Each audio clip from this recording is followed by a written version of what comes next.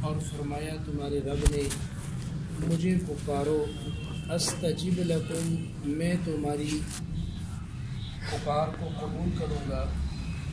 ان الذین، بے شک وہ لوگ یستکبرون عن عبادتی، جو تکبر کرتے ہیں میری عبادت سے، سیدخلون جہنم داخرین، ان قریب داخل ہوں گے جہنم میں ذلیل ہو کر۔ اس آیت مبارکہ میں اللہ تعالیٰ نے اپنی ذات سے دعا مانگنے کا حکم دیا ہے۔ ایک حدیث میں آتا ہے کہ 3 چیزیں ہیں جو اس امت کے علاوہ کسی کو نہیں ملی۔ ایک یہ ہے کہ پہلے انبیاء علیہم والسلام جو تھے ان کو ان کی امتوں پر گواہ بنایا گیا، لیکن اللہ تعالیٰ نے اس امت کو تمام پر گواہ بنا دیا۔ اور ایک چیز یہ ہے کہ انبیاء علیہم السلام کو فرمایا گیا کہ تمہارے لیے دین میں کوئی حرج نہیں ہے، تو اللہ نے اس امت کے بارے میں فرمایا کہ تمہارے لیے تمہارے دین میں کوئی حرج نہیں ہے۔ اور تیسری چیز، اللہ نے انبیاء علیہم والسلام کو فرمایا کہ تم مجھ سے مانگو، میں تمہیں عطا کروں گا، میں تمہاری دعا کو قبول کروں گا۔ تو اللہ نے اس امت کو فرمایا کہ تم مجھ سے مانگو، میں تمہاری دعا کو قبول کروں گا۔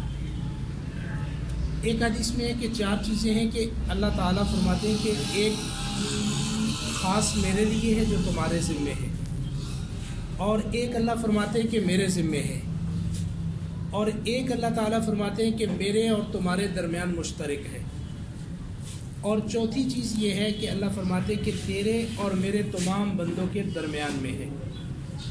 پہلی چیز کیا ہے جو ہمارے ذمے ہے اللہ تعالیٰ کے لیے، کہ اللہ کے ساتھ کسی کو شریک نہ بنائیں، شرک نہیں کرنا، یہ اللہ کو ناپسند ہے۔ سب گناہوں سے بڑا گناہ جو ہے یہ اللہ تعالیٰ کے ساتھ کسی کو شریک ٹھہرانا ہے۔ اور دوسری چیز جو اللہ تعالیٰ فرماتے ہیں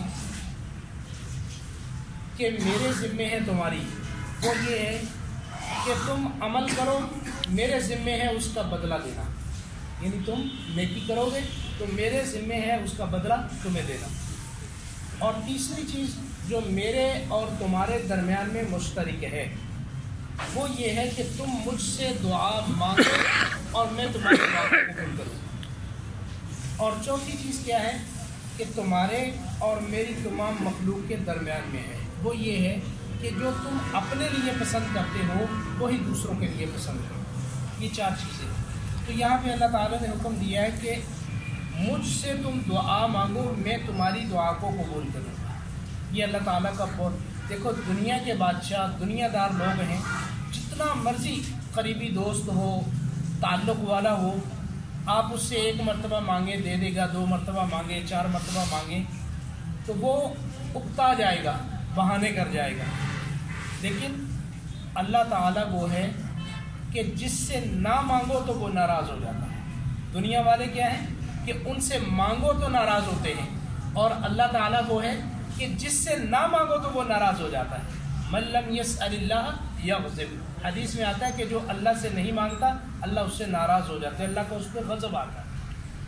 ایک حدیث میں آتا ہے کہ الدعاء مخ العبادہ، کہ دعا جو ہے یہ عبادات کا مغز ہے، یعنی اللہ تعالیٰ۔ اور ایک میں آتا ہے کہ دعا هو العبادہ، کہ دعا ہی عبادت ہے، یعنی یہ بہت اعلیٰ چیز ہے۔ ایک حدیث میں آتا ہے کہ دعا جو ہے یہ مومن کا ہتھیار ہے اور دین کا ستون ہے اور آسمانوں میں تمہارے لیے نور ہے۔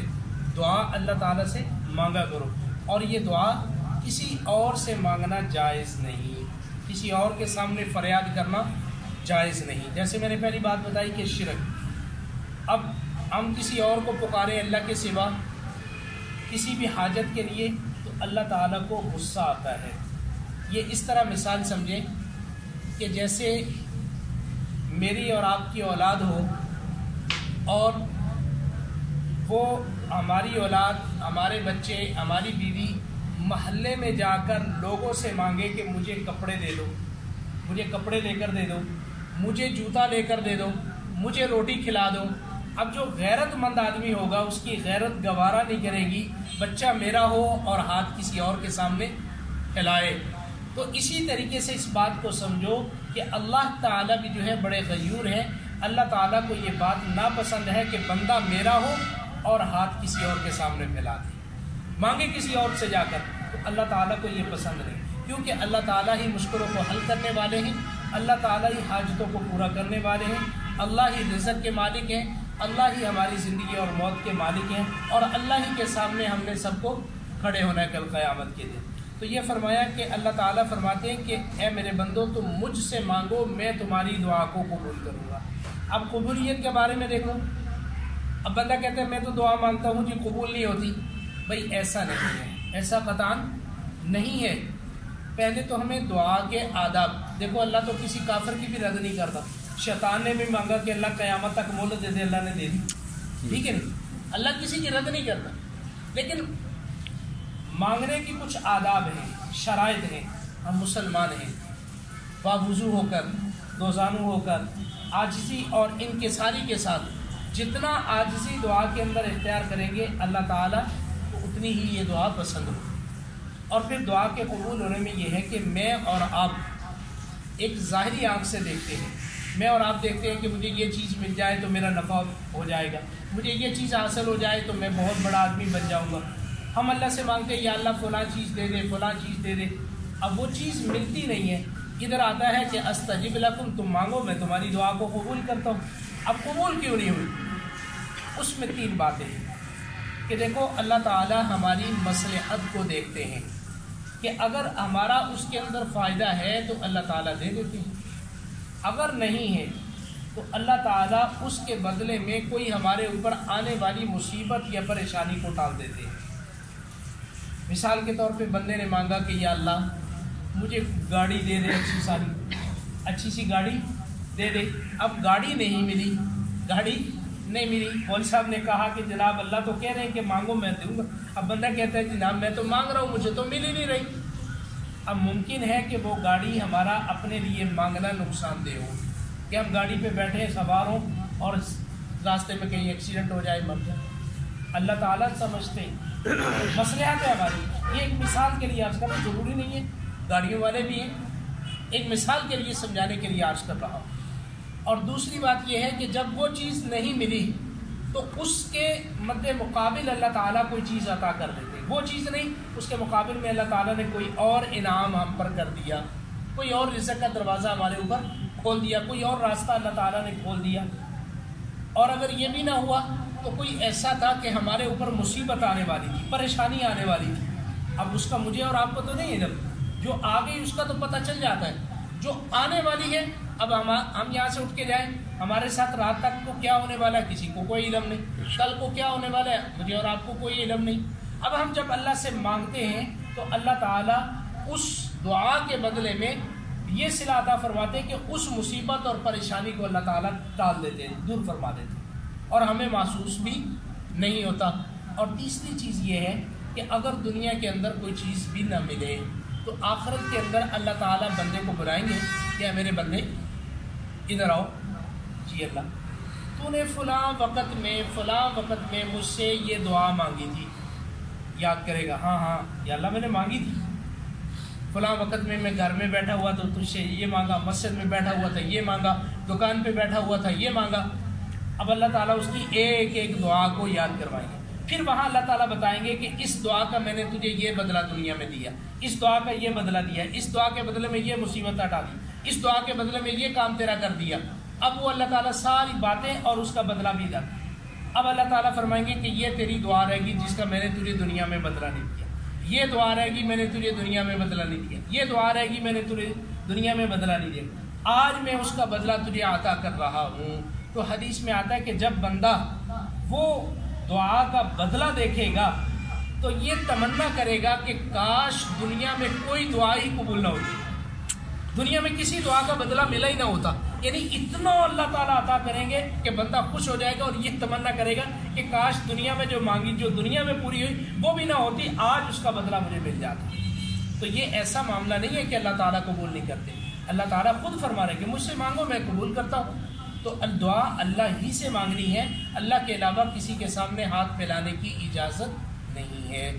ان الذین یستکبرون عن عبادتی، اللہ فرماتے ہیں کہ وہ لوگ جو مجھ سے نہیں مانگتے، مجھ سے نہیں مانگتے، وہ تکبر کرتے ہیں۔ وہ کیا کرتے ہیں؟ تکبر کرتے ہیں۔